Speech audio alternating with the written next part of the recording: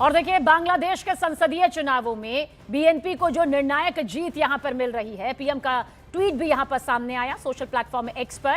प्रधानमंत्री नरेंद्र मोदी की तरफ से ये ट्वीट किया गया है। मैं तारिक रहमान को हार्दिक बधाई देता हूं। ये जीत बांग्लादेश की जनता के आपके नेतृत्व पर विश्वास को दर्शाती है। भारत लोकतांत्रिक, प्रगतिशील और समावेशी बांग्लादेश के प्रति हमेशा प्रतिबद्ध रहेगा।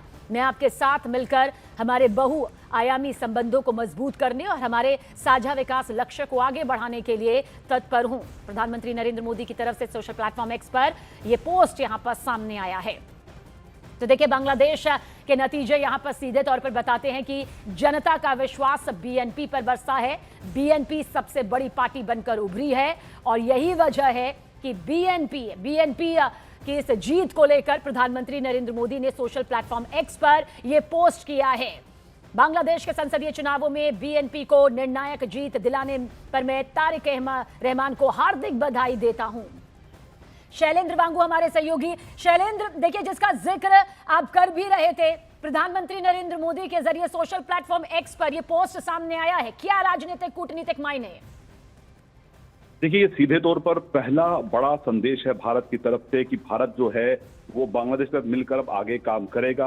हमारे प्रधानमंत्री मोदी ने खुद कहा है कि मैं अब अपने जो संबंध हैं, मल्टीफेस्टेड जो रिलेशंस हैं, उनको और मजबूत करने के लिए और अपने जो कॉमन डेवलपमेंट गोल्स हैं उनको मजबूत करने के लिए हम साथ में काम करेंगे। तो ये कहीं ना कहीं बड़ा संदेश है।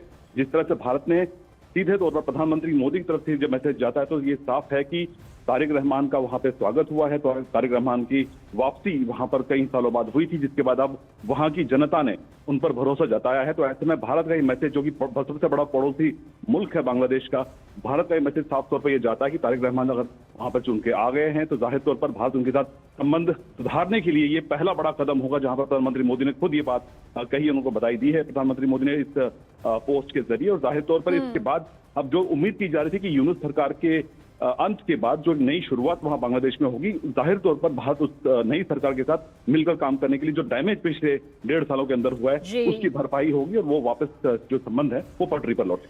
तो हमारे सहयोगी शैलेंद्र वांगू प्रधानमंत्री नरेंद्र मोदी ने जो पोस्ट यहां पर किया है उसे लेकर पूरी जानकारी देते हुए।